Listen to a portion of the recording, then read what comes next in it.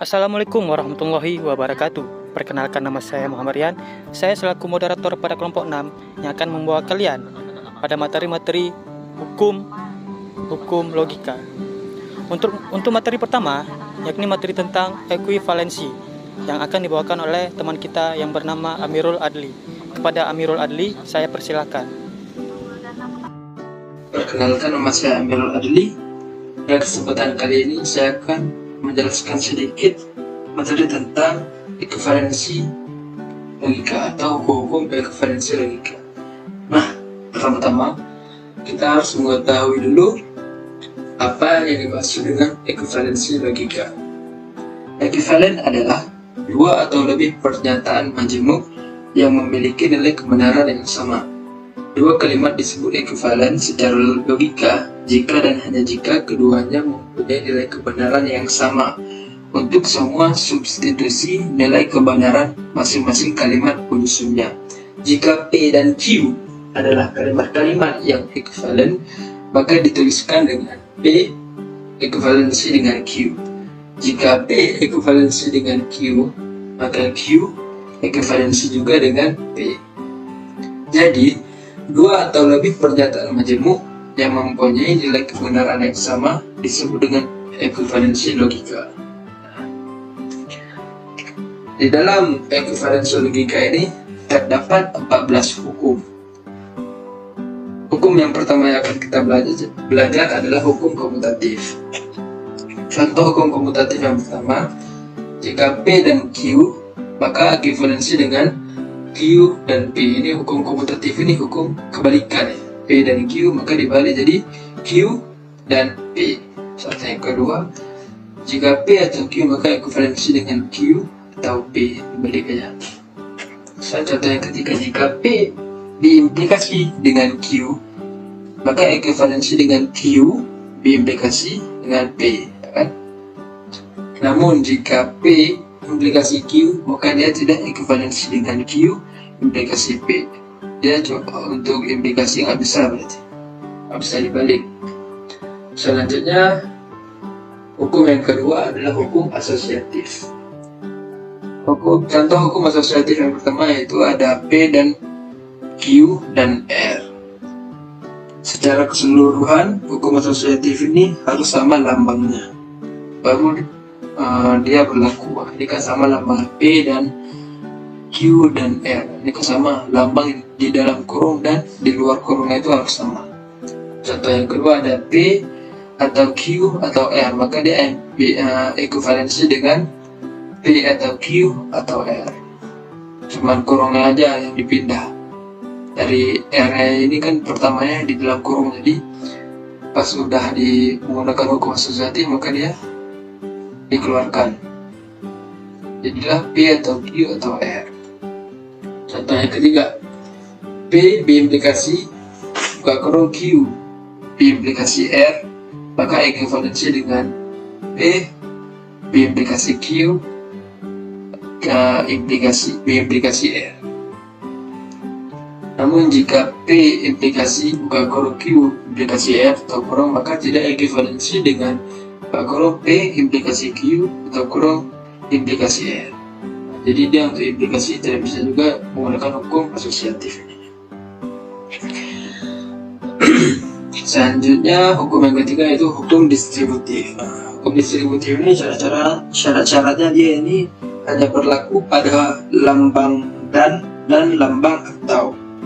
Habis itu dia harus beda lambang. Harus ada satu lambang di dalam kurung dan satu lambangnya itu di luar kurung. Nah, seperti ini. P dan buka kurung Q atau R. Ini kan beda ya lambang. Maka dia akan ekuivalensi dengan P dan Q atau ini kan pertama di dalam kurung. Kita keluarkan karena kita menggunakan hukum distributif. Kita keluarkan maka dia akan keluar. Dan P dan R. Ya kan? Contoh yang kedua ada Q dan P atau R. Maka dia ekuivalensi dengan Q atau R dan P atau R. Nah, ini R-nya ini yang kita masukkan ke dalam kurungan. Selanjutnya contoh yang ketiga. Ada A atau Q dan A atau C, maka ekuivalensi dengan A atau Q dan C. Selanjutnya yang keempat, ada hukum identitas. Contoh hukum identitas yang pertama adalah P dan T ekuivalensi dengan P. Kenapa? Karena jika P-nya ini bernilai T, maka dia ekuivalensi dengan T. Namun jika P-nya ini bernilai dengan false dan true, maka dia akan ekuivalensi dengan false karena ada hukum dan. Hukum dan ini dia harus bernilai true keduanya. Jika ada false saja salah satunya, maka dia akan bernilai false. Makanya hukum identitas ini dia tergantung kepada P yang di sini nih, nilainya ini. Contoh yang kedua, P atau false. Nah, ini lambang atau ekuivalensi dengan P. Kenapa? Karena ada lambang atau. Lambang atau ini dia jika ada salah satunya saja bernilai true. Nah, jika P-nya ini bernilai true, maka ekuivalensi dengan true. Namun jika P ini bernilai false, maka dia akan ekuivalensi dengan false. Karena false atau false, ya false. Selanjutnya hukum ekuivalensi logika yang kelima, ada hukum ikatan.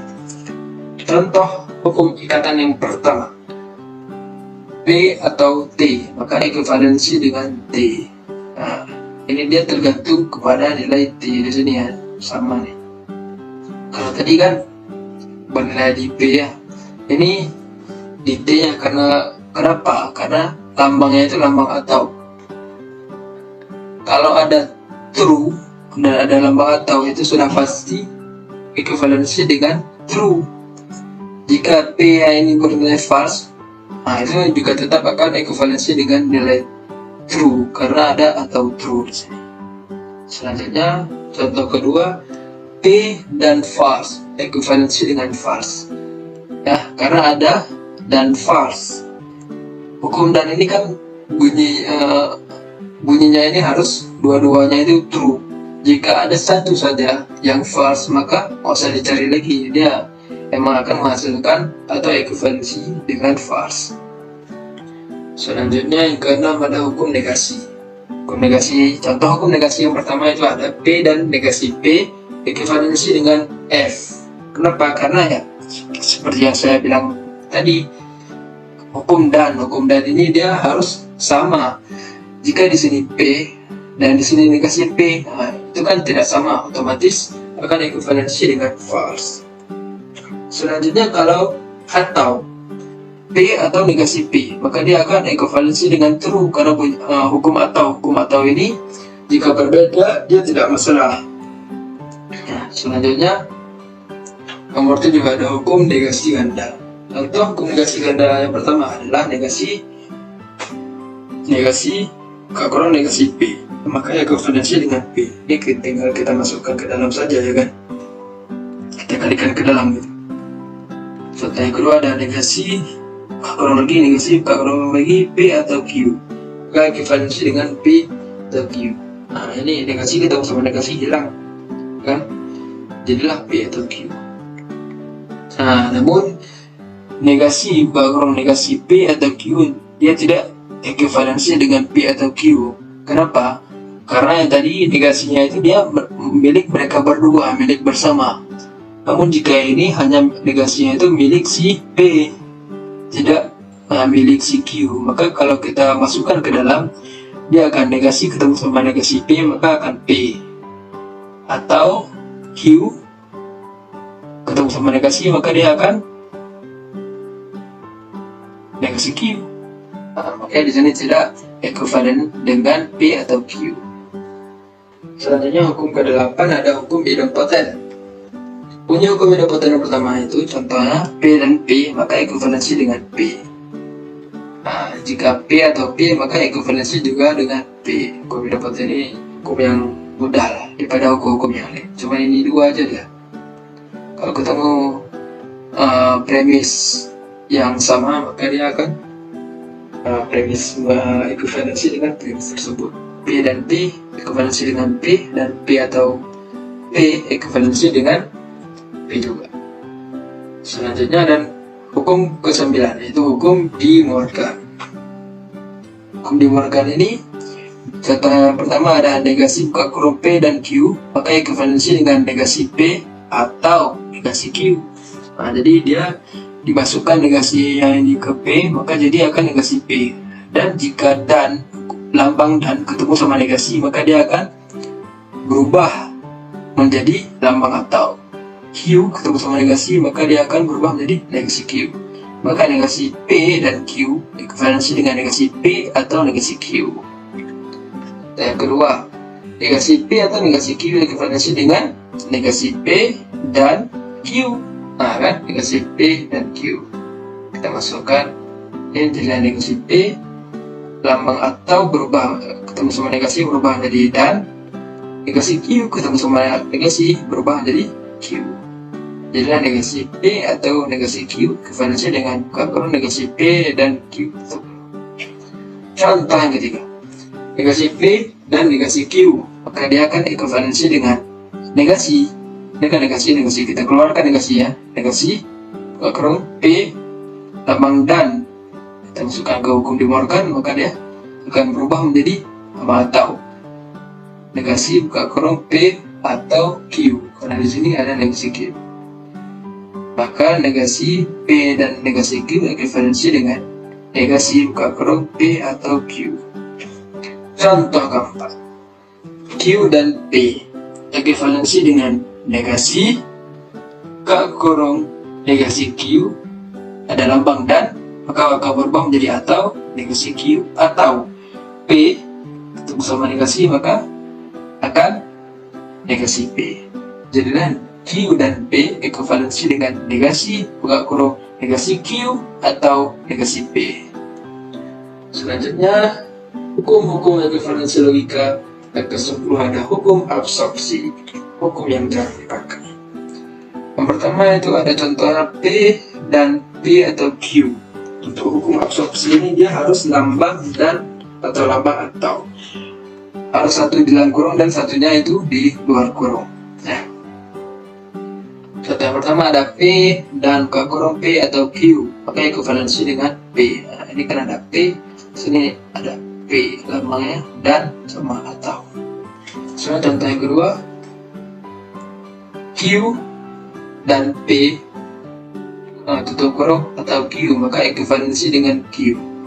Sini di luar kurungnya ada Q dan di dalam kurungnya ini ada Q.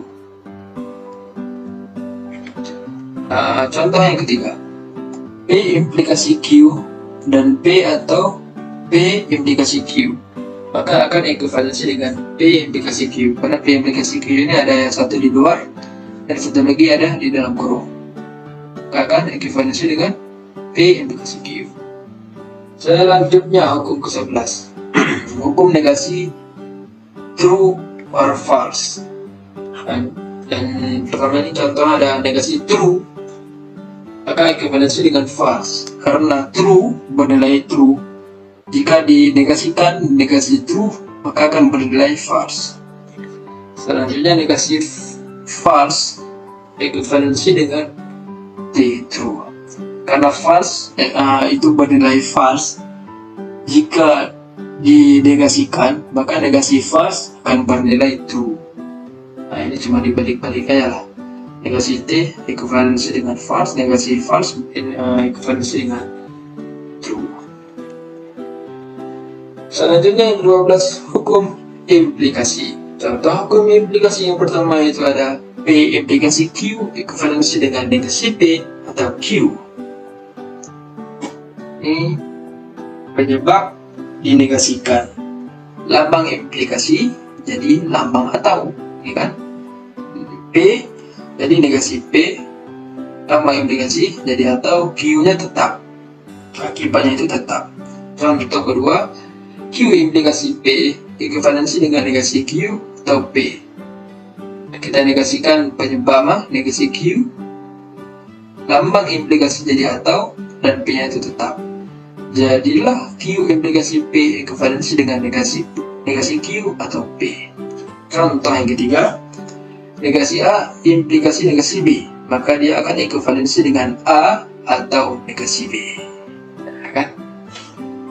Selanjutnya hukum ke-13, yaitu hukum kontraposisi. Contoh hukum kontraposisi yang pertama ada P implikasi Q, maka dia akan negasi Q implikasi negasi P. Di hukum kontraposisi ini dia akan penyebab dan akibatnya itu dibalik. Penyebab dan akibat, penyebab dan akibat, nah dibalik dan dinegasikan.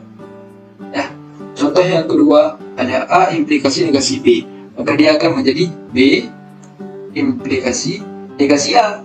Kan? Kenapa negasi A? Karena dia dinegasikan. Nah, ini kan dia A, maka menggunakan hukum kontraposisi dia akan menjadi negasi A. Selanjutnya hukum ke-14 dan hukum yang terakhir yang akan kita belajar hari ini adalah hukum B implikasi. Contoh hukum B implikasi yang pertama itu ada B implikasi Q, maka ekuivalensi dengan buka kurung P implikasi Q tutup kurung dan buka kurung Q implikasi P. Di hukum B implikasi ini dia harus lambang dan. Jadi lambang B implikasinya itu diubah menjadi lambang dan ditambah dengan lambang implikasi. Contoh yang kedua adalah negasi A B implikasi B, maka dia akan menjadi negasi A implikasi B dan negasi A implikasi B dan B implikasi negasi A. Cukup mudah bukan? Ya.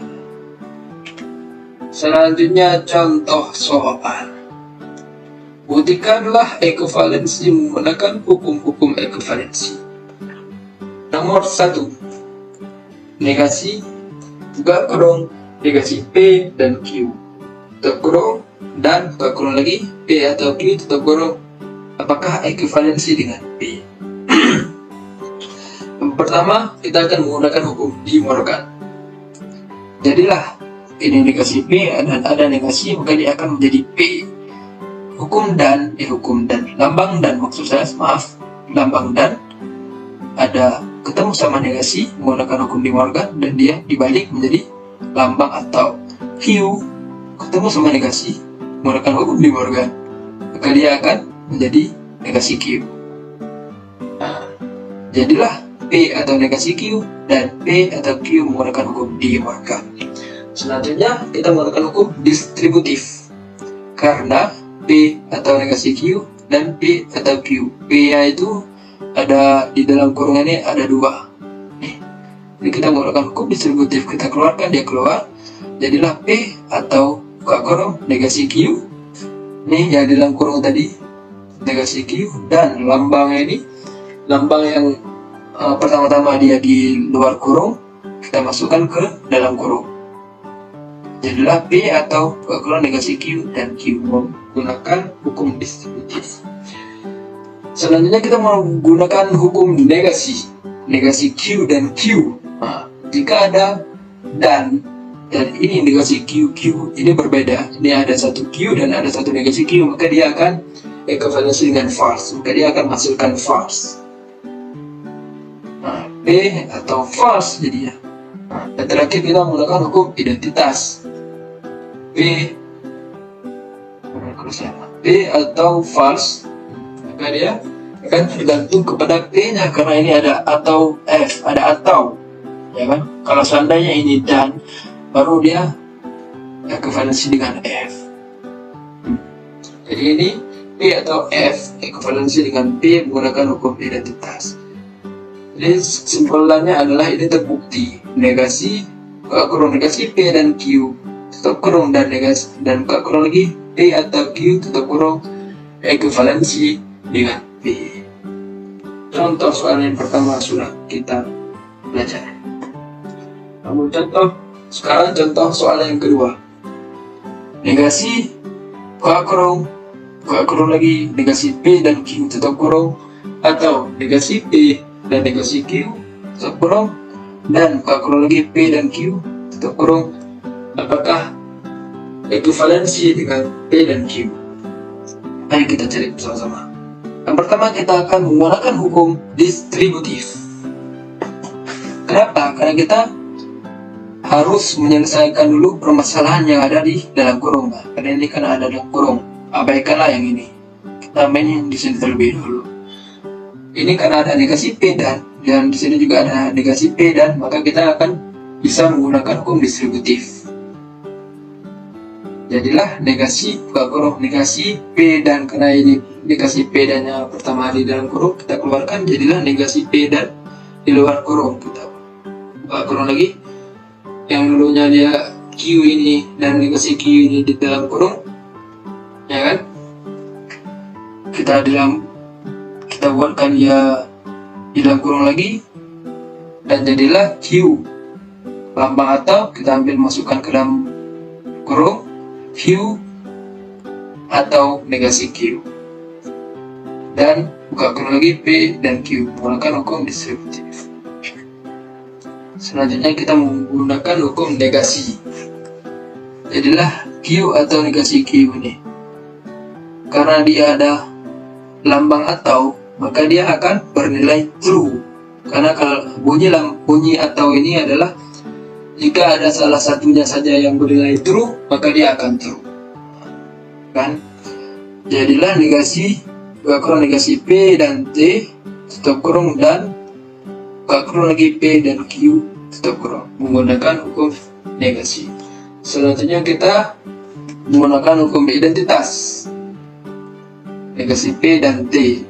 Jika kita menggunakan hukum identitas, maka dia akan tergantung kepada nilai negasi P ini, karena dia ada dan T.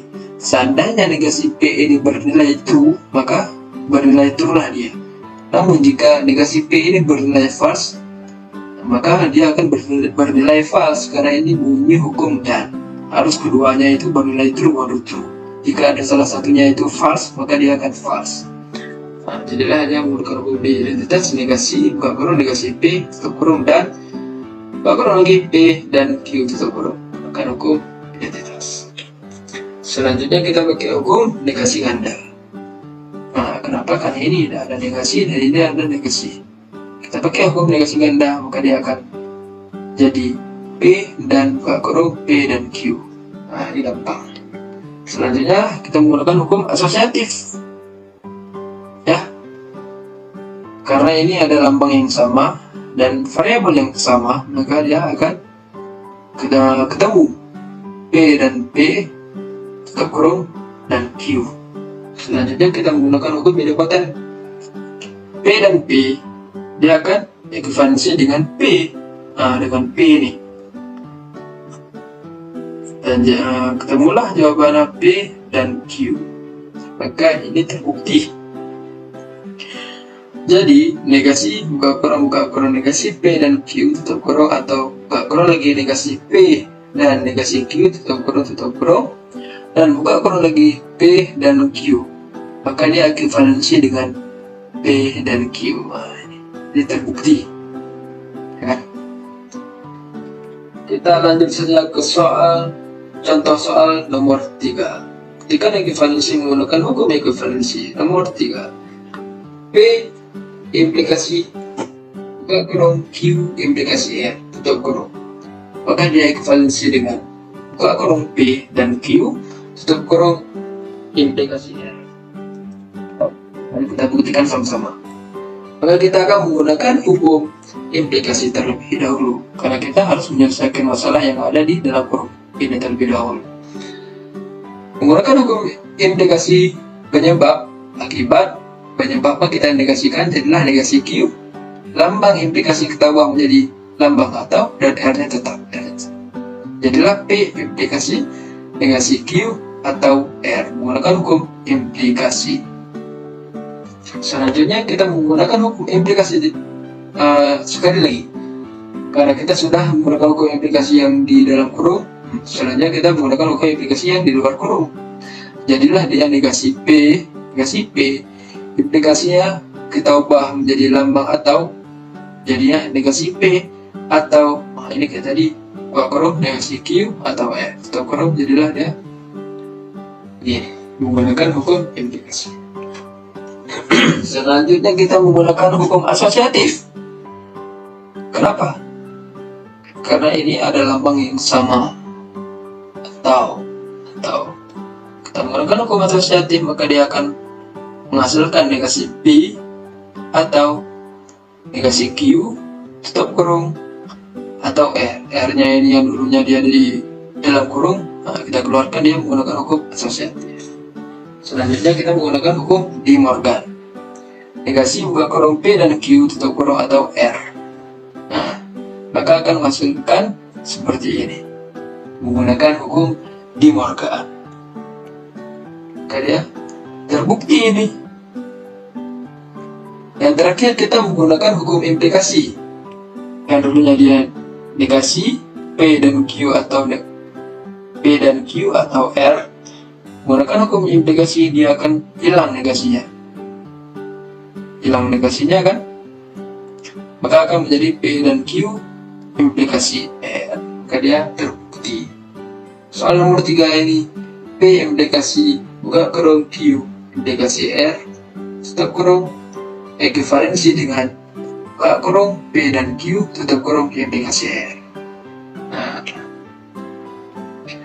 Sekian dari saya. Terima kasih sudah menonton penjelasan singkat tentang materi hukum-hukum ekuivalensi logika.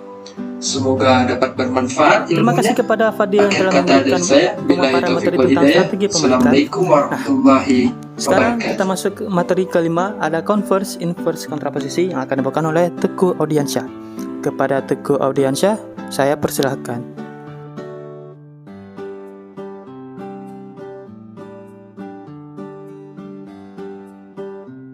Kali ini saya akan menjelaskan tentang konvers, invers, dan juga kontraposisi.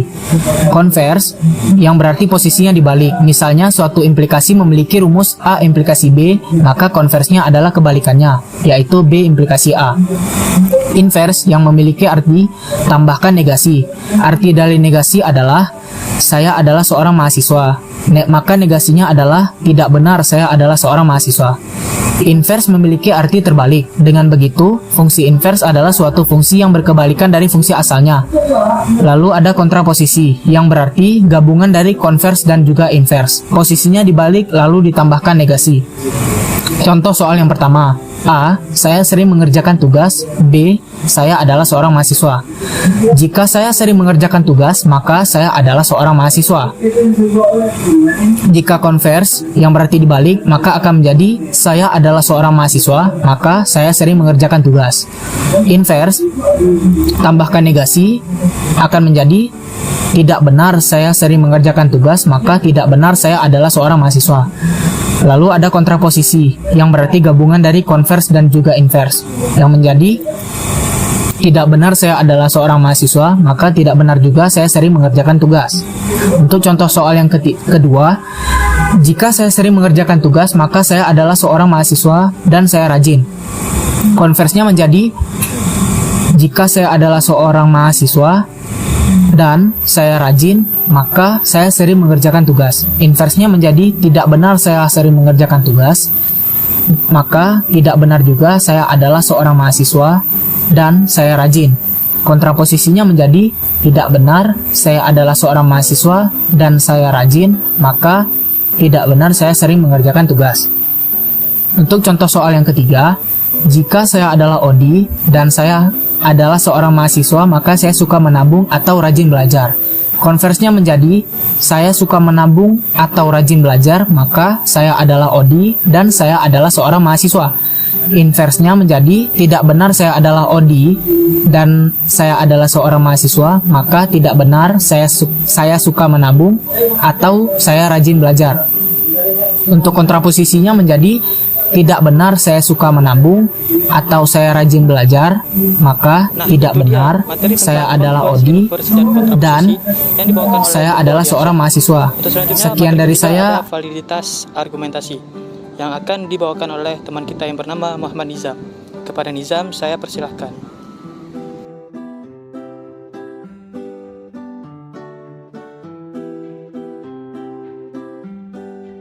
Assalamualaikum warahmatullahi wabarakatuh. Perkenalkan, nama saya Muhammad Nizam. Pada kesempatan kali ini kita akan membahas materi tentang validitas argumentasi. Sebelumnya kita akan mengenali validitas. Dalam argumen deduktif, validitas adalah prinsip bahwa jika semua premisnya benar, kesimpulannya juga harus benar. Juga dikenal sebagai validitas formal dan argumen yang valid. Selanjutnya adalah pengenalan argumen. Argumen sendiri adalah kumpulan kalimat yang terdiri dari satu atau lebih yang bertujuan untuk mendukung, menjelaskan, dan memberikan alasan terhadap pernyataan akhir yang disebut dengan kesimpulan. Terdapat beberapa argumen. Yang pertama adalah argumen logis. Argumen logis adalah suatu argumen yang memenuhi kebenaran, baik secara formal ataupun secara material. Dan yang kedua adalah argumen valid. Argumen valid sendiri ialah argumen yang memiliki kesesuaian antara kesimpulan dan hipotesa. Dan yang terakhir ada argumen benar. Pengertian dari argumen benar adalah argumen yang memiliki kesesuaian, baik hipotesa maupun kesimpulan dengan kenyataan.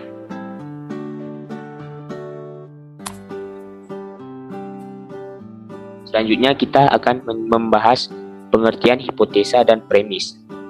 Hipotesa sendiri adalah kumpulan beberapa premis atau fakta, sedangkan premis adalah kumpulan proposisi atomik maupun majmuk yang berisi fakta. Selanjutnya, kita akan membahas 5 tahapan untuk membuktikan kevalidan argumen. Ada 5 tahap untuk membuktikan kevalidan argumen. Yang pertama adalah menentukan hipotesa dan kesimpulan kalimat. Yang kedua, membuat tabel kebenaran. Yang ketiga, mencari baris kritis. Baris kritis adalah baris yang semua hipotesa bernilai benar. Yang keempat, jika semua baris kritis bernilai benar pada premis kesimpulan, maka argumen tersebut dikatakan valid. Sedangkan jika terdapat satu saja nilai salah, maka argumen tersebut invalid. Dan yang terakhir adalah menentukan valid ataupun invalid sebuah argumen. Selanjutnya, kita masuk ke dalam contoh soal. Ada beberapa contoh soal yang akan kita bahas.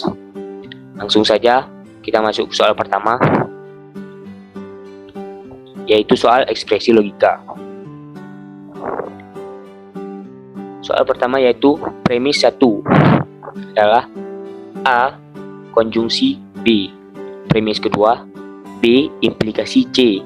Sedangkan premis kesimpulannya adalah C. Pertanyaannya adalah tentukan kevalidannya. Berikut adalah langkah-langkah untuk membuktikan valid atau tidak validnya ekspresi logika tersebut. Langkah pertama adalah membuat tabel kebenaran.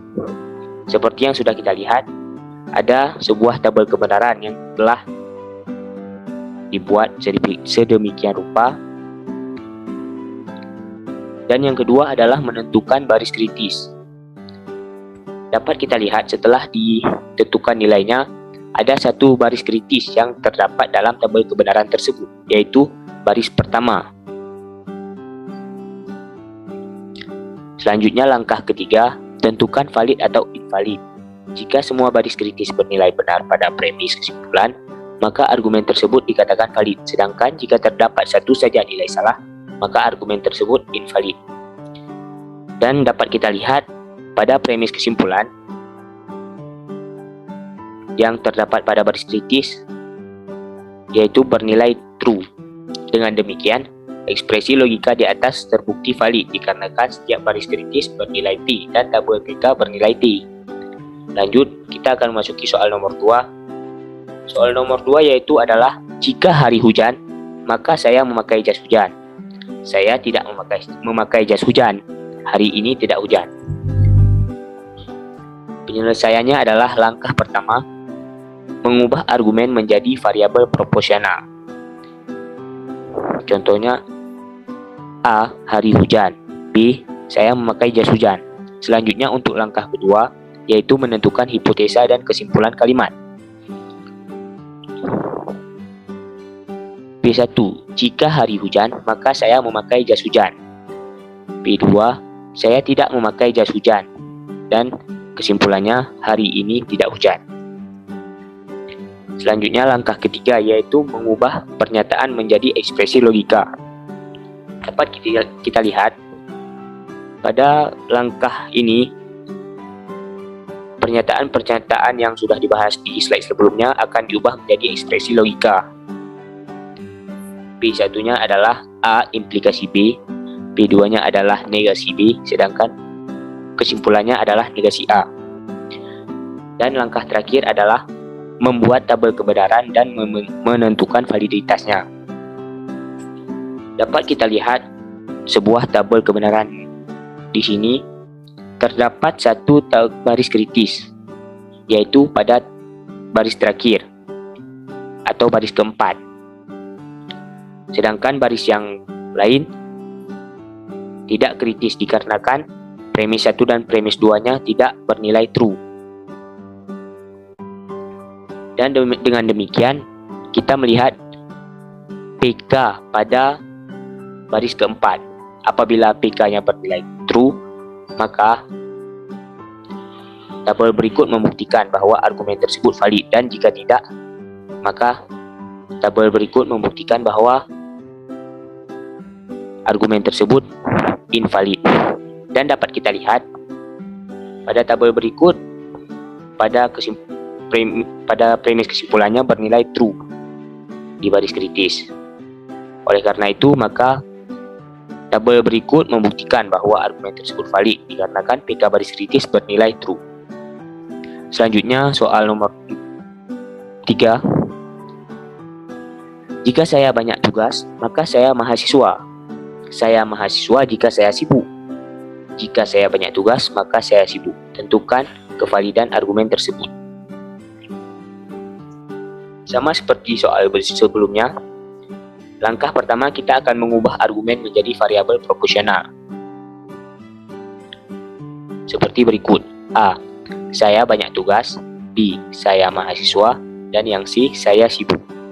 Langkah kedua, menentukan hipotesa dan kesimpulan kalimat. Premis pertamanya adalah jika saya banyak tugas, maka saya mahasiswa. Premis kedua, saya mahasiswa jika saya sibuk. Dan premis kesimpulan, saya banyak tugas, maka saya sibuk. Selanjutnya langkah ketiga yaitu mengubah pernyataan menjadi ekspresi logika. Premis 1, A implikasi B. Premis kedua, B implikasi C. Sedangkan premis kesimpulannya adalah A implikasi C. Selanjutnya, langkah terakhir adalah membuat tabel kebenaran dan menentukan validitasnya. Dapat kita lihat tabel kebenaran berikut. Terdapat beberapa baris kritis, yaitu pada baris 1, baris 5, baris 7, dan baris 8. Dapat kita lihat bahwasanya di setiap baris kritis premis kesimpulannya bernilai true.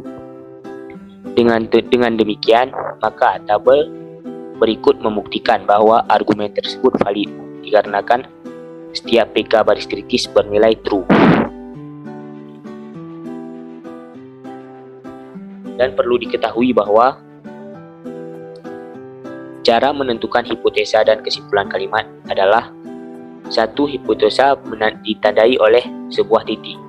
Jadi di setiap hipotesa diakhiri dengan titik, maka kalimat yang diakhiri titik itu adalah sebuah premis atau hipotesa. Terima kasih kepada Nizam yang Terima telah kasih, memaparkan hanya materi tentang demikian yang dapat saya validitas sampaikan. argumen. Assalamualaikum warahmatullahi Ada materi wabarakatuh. tentang strategi pembalikan oleh Fadil. Kepada Fadil saya persilahkan.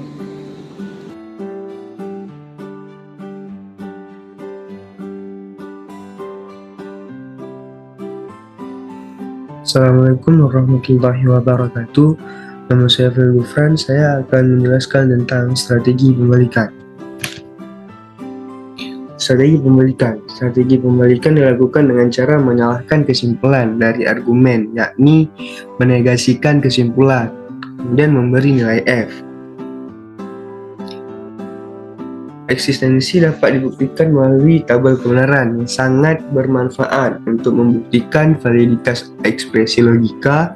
Tapi masalahnya adalah jika ekspresi logika memiliki banyak variabel proporsional, maka diperlukan tabel yang sangat besar, yaitu 2n. N merupakan jumlah dari variabel. Kelemahan lainnya terletak pada logika proporsional yang tidak bisa menangani kerumitan bahasa yang dipergunakan sehari-hari. Kemudian contoh 1. Jika Noah mengadakan konser, maka penonton akan hadir jika harga tiket tidak terlalu tinggi. Jika Noah mengadakan konser, maka harga tiket terlalu tinggi. Dengan demikian, jika Noah mengadakan konser, maka penonton akan hadir. Dan langkah pertama, yaitu mengubah variabel proporsional. Mengubah ke variabel proporsional. P. Noah mengadakan konser. Q. Penonton akan hadir. R. Harga tiket terlalu tinggi. Kemudian langkah kedua adalah mengubah pernyataan menjadi ekspresi logika dan menegasikan si PK. Premis 1. P implikasi negasi R implikasi Q. Premis kedua P implikasi R. Premis kesimpulan P implikasi Q. Kemudian si premis kesimpulan kita negasikan menjadi negasi P implikasi Q. Kemudian langkah ketiga adalah membuat dengan tabel kebenaran, di mana tabel ini adalah invalid dikarenakan si P1 dan P2 pada baris kritis tidak sama dengan si PK pada baris keempat. Kemudian contoh kedua, jika Arif curang saat ujian, maka pengawasnya lalai atau dosennya telah memperingati. Jika dosennya tidak memperingatkan, maka pengawasnya tidak lalai. Dosennya memperingatkan, dengan demikian Arif curang saat ujian. Langkah pertama, mengubah ke variabel proporsional. P. Arif curang saat ujian. Q. Pengawasnya lalai atau dosennya. R. Dosennya telah memperingatkan. Langkah kedua, mengubah pernyataan menjadi ekspresi logika dan menegasikan PK. Premis 1. P implikasi Q. Premis kedua adalah negasi P. Kemudian premis kesimpulan adalah negasi Q. Kemudian si PK ini kita negasikan, si negasi Q ini kita negasikan kembali menjadi Q. Kemudian langkah ketiga adalah membuat tabel kebenaran. Pada tabel ini invalid dikarenakan si P1 dan P2 tidak sama dengan baris kritis. Kemudian contoh ketiga, jika M negatif maka Q positif, jika P positif maka Q negatif. Dengan demikian, jika M negatif atau P positif maka Q negatif. Masuk ke langkah pertama, variabel proporsional. A. M negatif. B. Q negatif. C. P positif. Kemudian contoh kedua, langkah kedua, mengubah pernyataan menjadi ekspresi logika dan menegasikan. Pada premis pertama adalah A implikasi B. Premis kedua C implikasi B. Premis kesimpulan A atau C implikasi B. Kemudian kita negasikan menjadi negasi A atau C implikasi B. Kemudian masuk ke tabel kebenaran. Ya, pada tabel ini valid dikarenakan si P1 dan si P2 semua memenuhi syarat. Di mana syarat di strategi pembalikan ini si PK harus false karena kita telah menegasikan si PK. yang awalnya true itu benar sekarang menjadi false yang benar. Kalau true ini dia yang salah. Nah, oke, itu dia tadi Sekian yang materi tentang saya dapat strategi sampaikan. pembalikan yang dibawakan oleh Assalamualaikum Fadil. warahmatullahi Selanjutnya ada wabarakatuh. materi yang kelima tentang inferensi logika yang akan saya buat sendiri tentunya. Jadi teman-teman diharapkan untuk mendengar baik-baik.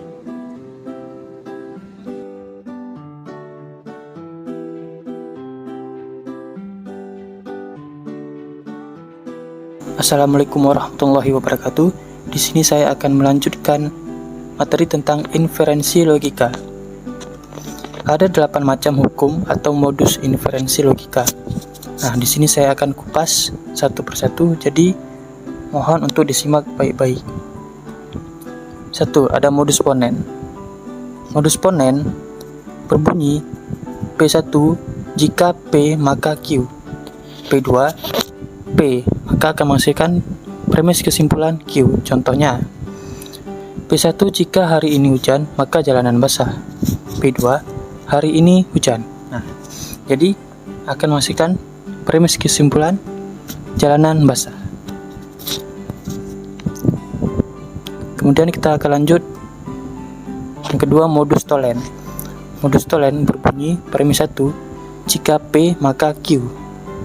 Premis 2 negasi Q, maka akan menghasilkan premis kesimpulan negasi P. Dengan contoh, jika hari ini hujan, maka jalanan basah. P2, jalanan tidak basah. Jadi akan menghasilkan premis kesimpulan hari ini tidak hujan. Yang ketiga ada penambahan disjungtif. Didasarkan atas fakta bahwa suatu kalimat dapat digeneralisasikan dengan penghubung atau. Alasannya adalah karena penghubung V atau bernilai benar jika salah satu komponennya bernilai benar. Contoh sebagai berikut. Saya makan apel, maka akan menghasilkan premis kesimpulan yakni saya makan apel atau mangga. Nah, di situ ada penambahan atau.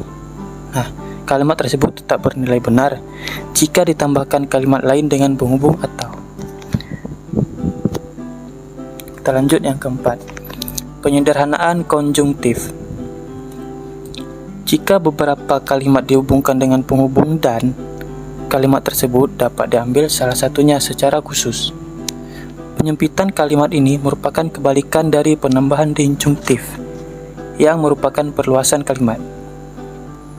Sebagai contoh, Lina menguasai bahasa Inggris dan Mandarin. Untuk menghasilkan premis kesimpulannya, kita bisa mengambil salah satu rumus yang ada. Contohnya sebagai berikut, P1, Lina menguasai bahasa Inggris dan Mandarin. Jadi akan menghasilkan premis kesimpulan Lina menguasai bahasa Inggris. Nah, bisa juga kita memakai rumus satu lagi, yakni P1, Lina menguasai bahasa Inggris dan Mandarin. Jadi akan menghasilkan premis kesimpulan Lina menguasai bahasa Mandarin. Jadi ini dua-duanya sama, teman-teman. Lanjut, modus konjungsi. Jika ada dua kalimat yang masing-masing benar, maka gabungan kedua kalimat tersebut dengan menggunakan dan juga bernilai benar. Contoh, P1, Andi memakai topi. P2, Andi memakai kacamata. Nah, di sini kita cukup menambahkan dan, konjungsi dan. Jadi akan menghasilkan premis kesimpulan Andi memakai topi dan kacamata. Nah, kita lanjut ke silogisme hipotesis.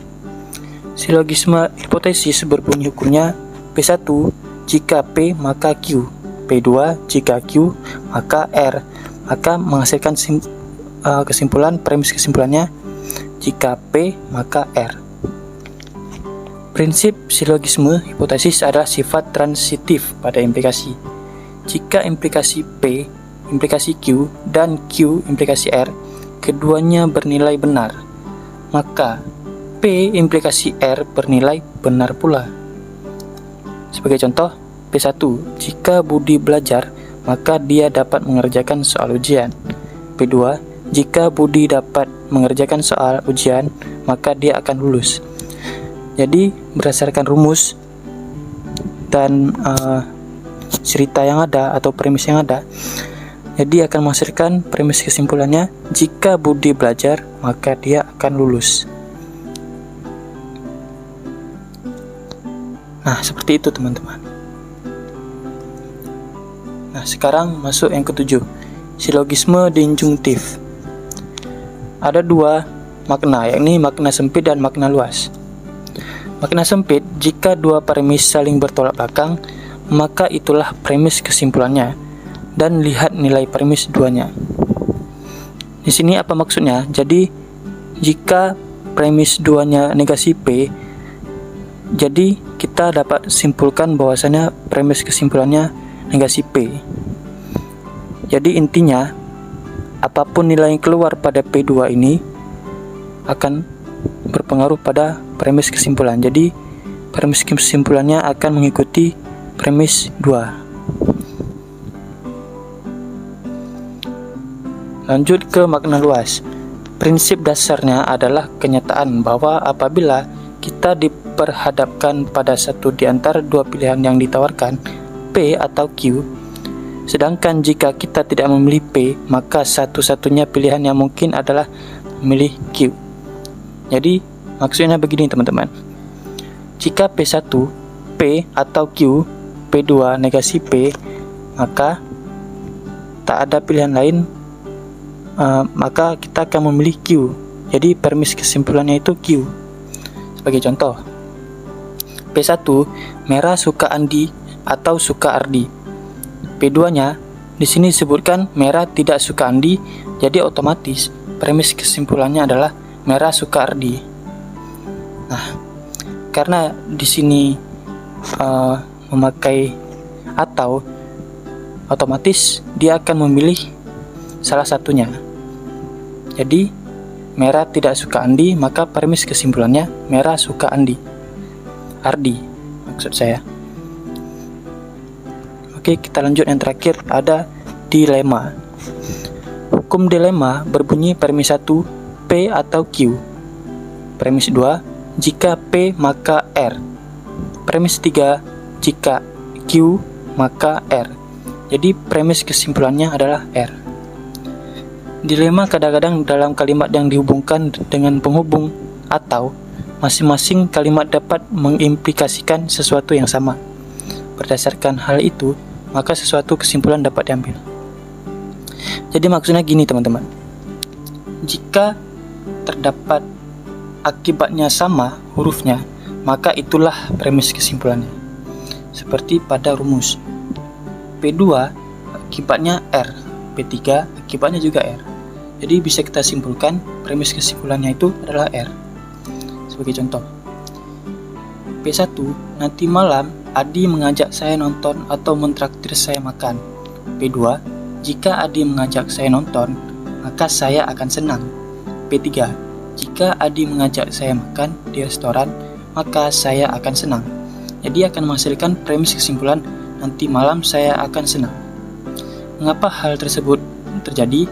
Karena pada P2 dan P3 ada kata-kata saya akan senang, maka premis kesimpulannya nanti malam saya akan senang.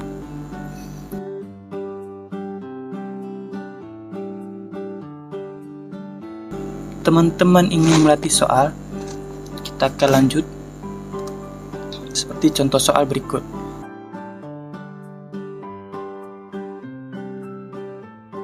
Nanti malam saya diajak makan malam di restoran atau nonton film bioskop oleh ayah saya. Titik. Jika ayah mengajak makan malam di restoran, maka hati saya gembira. Titik. Jika saya diajak nonton bioskop oleh ayah nanti malam, maka hati saya gembira. Titik. Maka tentukan kesimpulannya. Nah, di sini kita akan merangkainya menjadi beberapa premis. Nah, sebagai berikut. P1, nanti malam saya diajak makan malam di restoran oleh ayah saya. P2, nanti malam saya diajak nonton film di bioskop oleh ayah saya. P3, hati saya gembira. Nah, selanjutnya kita akan membuat struktur simbolnya. P1 A atau B. P2 jika A maka C. Nah, di sini cara kita mengeksekusinya, kita menggunakan rumus dilema. Maka akan menghasilkan premis kesimpulannya C. Contoh soal yang terakhir, Pak Jamal rektor dan ia juga tentara. Jika Pak Jamal rektor atau ia tentara, maka ia adalah lulusan sekolah tinggi. Maka tentukanlah kesimpulannya. Di sini saya sudah mendapatkan 3 premis, yakni A. Pak Jamal rektor, B. Pak Jamal tentara, C. Pak Jamal lulusan sekolah tinggi. Maka jika kita simpulkan dalam sebuah simbol premis 1 A dan B. Dari mana dapat A dan B? Karena Pak Jamal rektor dan ia juga tentara, maka A dan B. P2 nya seperti itu juga. Jika A atau B, maka C. Mengapa demikian? Karena Pak Jamal rektor atau Pak Jamal tentara, maka Pak Jamal lulusan sekolah tinggi. Penyelesaiannya di sini kita mengambil premis satunya, yakni A dan B. A dan B bisa kita gunakan hukum penyederhanaan konjungsi, maka akan menghasilkan premis kesimpulannya A. Nah, premis kesimpulan 1 tadi yang A bisa kita gunakan hukum penambahan disjungsi, maka akan menghasilkan premis kesimpulan 2, yakni A atau B. Kemudian P2 kita sandingkan dengan premis kesimpulan 2, yakni jika A atau B maka C. Kita sandingkan dengan A atau B, maka dapat kita gunakan modus ponen, maka yang akan menghasilkan premis kesimpulan C. Sekian dan terima kasih. Nah, itu dia pemaparan materi tentang inferensi logika. Untuk materi selanjutnya ada operasi model yang akan dibawakan oleh Faiz Ramadana. Untuk Faiz saya persilakan. Untuk Faiz saya persilakan.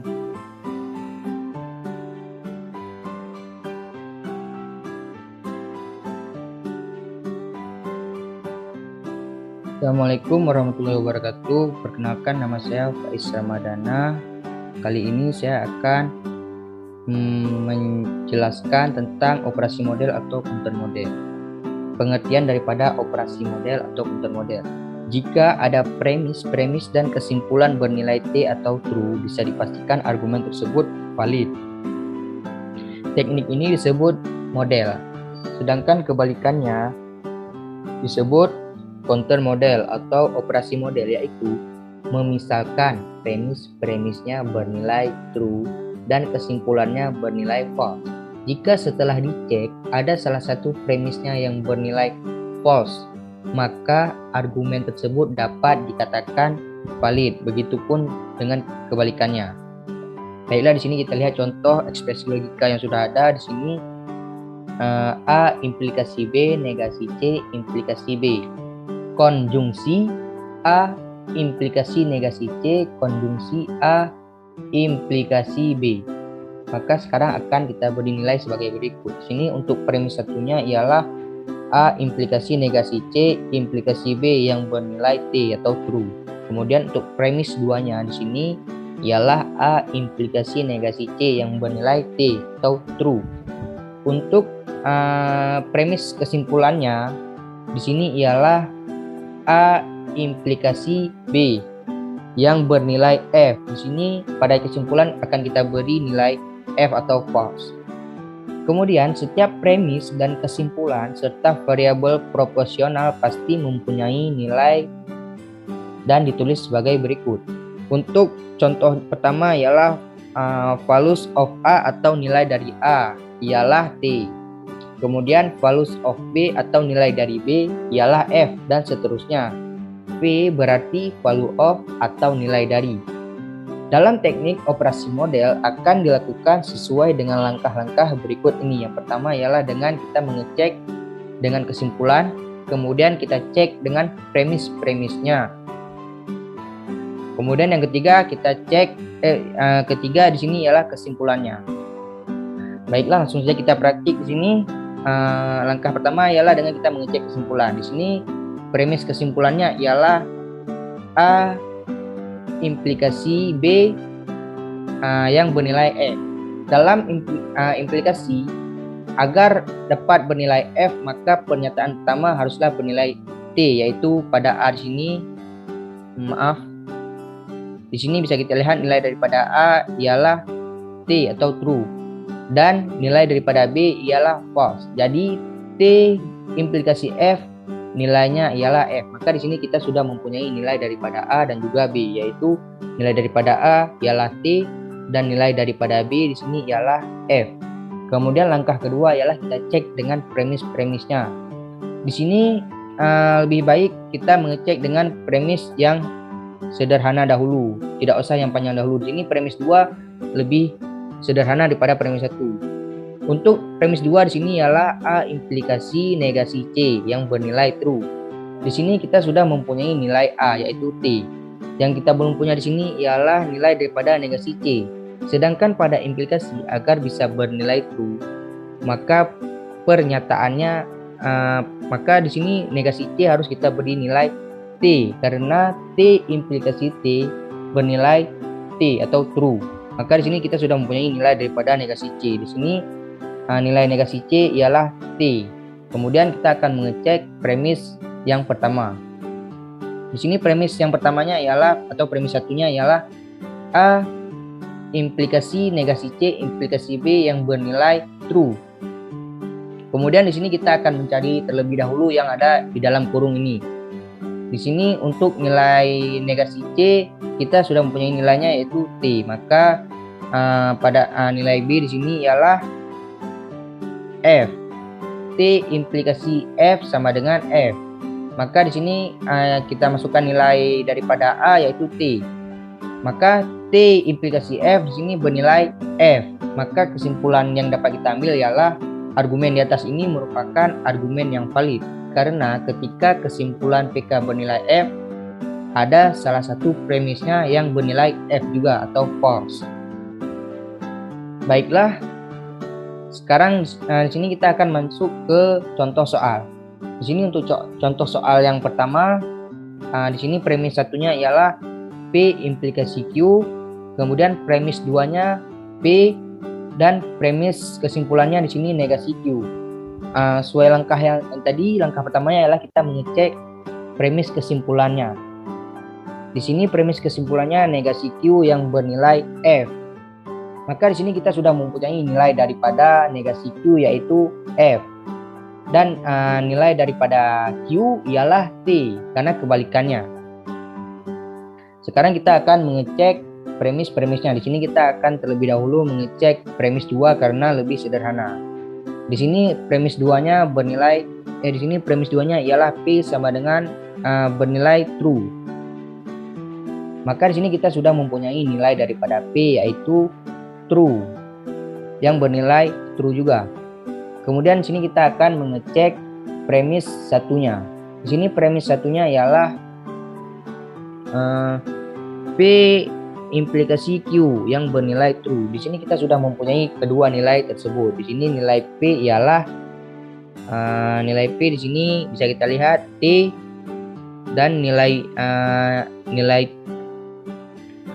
P bernilai T dan nilai Q bernilai T juga. Maka dalam implikasi, jika T berimplikasi dengan T, maka dapat menghasilkan nilai yang T atau true. Maka dapat kita ambil kesimpulan argumen di atas ini tidak valid atau invalid.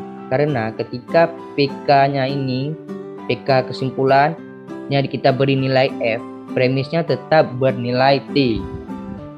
Kemudian di sini kita lihat contoh nomor 2. Di sini contoh nomor 2-nya premis satunya A implikasi negasi C implikasi B. Premis 2-nya A implikasi negasi C, kemudian premis kesimpulannya A implikasi B. Baiklah, langkah-langkahnya sesuai langkah yang pertama tadi. Kita akan mengecek kesimpulan.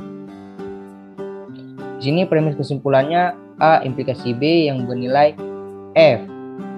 Dalam implikasi agar bisa bernilai F, maka A ini harus bernilai T dan B ini harus bernilai F atau false. Maka di sini T implikasi F sama dengan bernilai F. Maka di sini kita sudah mempunyai nilai atau valus daripada A dan juga B. Di sini valus dari A ialah T dan juga valus dari B ialah bernilai F atau false. Kemudian sekarang kita akan mengecek premis-premisnya. Di sini kita akan terlebih dahulu mengecek premis 2 karena lebih sederhana. Di sini untuk premis 2-nya ialah A implikasi negasi C yang bernilai T atau true. Di sini kita sudah mempunyai nilai daripada A yaitu T. Kemudian kita di sini belum mempunyai nilai daripada negasi C. Dalam implikasi jika ingin bernilai T, maka negasi C ini harus kita berikan pernyataan ini harus kita berikan nilai T karena nilai A sudah bernilai T. Jadi T implikasi T sama dengan bernilai T atau true. Maka di sini kita sudah mempunyai nilai daripada negasi C yaitu T atau true. Kemudian sekarang kita akan mengecek premis 1. Di sini premis satunya ialah A implikasi negasi C implikasi B yang bernilai T atau true. Baiklah, sekarang kita akan mengerjakan terlebih dahulu yang di dalam kurung saja. Di sini kita sudah mempunyai nilai semua pernyataan ini. Di sini kita untuk nilai negasi C ialah T. Kemudian untuk nilai daripada B di sini ialah F. Maka T implikasi F menghasilkan nilai F. Untuk nilai dari A di sini ialah T. Maka T implikasi F sama dengan F atau false. Jadi kesimpulannya ialah argumen di atas ini merupakan argumen valid karena ketika kesimpulan atau PK-nya, premis kesimpulan bernilai F, ada salah satu premisnya yang bernilai F. Nah, sekarang mari kita lihat contoh soal nomor 3. Di sini untuk premis satunya ialah A implikasi B dan premis 2-nya ialah C implikasi B. Dan untuk premis kesimpulannya ialah A disjungsi C implikasi B.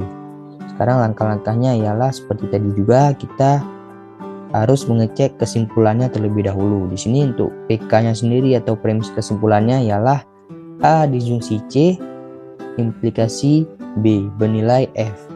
Maka yang perlu kita lakukan terlebih dahulu ialah kita perlu mengubah yang di dalam kurung dahulu. Di sini pada hukum disjungsi ada 3 bentuk yang bernilai T, yaitu T disjungsi F bernilai T, T disjungsi T bernilai T, dan juga F disjungsi T yang bernilai T. Maka di salah satu bentuk di antara 3 bentuk ini kita hanya perlu memilih satu saja. Apabila nantinya kita sudah mendapatkan nilai F pada premis 1 ataupun premis 2, maka kita sudah bisa mengabaikan keduanya. Maksudnya apabila kita sudah bisa kita mendapatkan nilai F atau false pada premis 1 atau premis 2 di antara salah satu bentuk yang tiga ini, maka kita sudah bisa mengabaikan 2 di antaranya. Dalam artian kita tidak perlu menggunakan yang 2 lagi.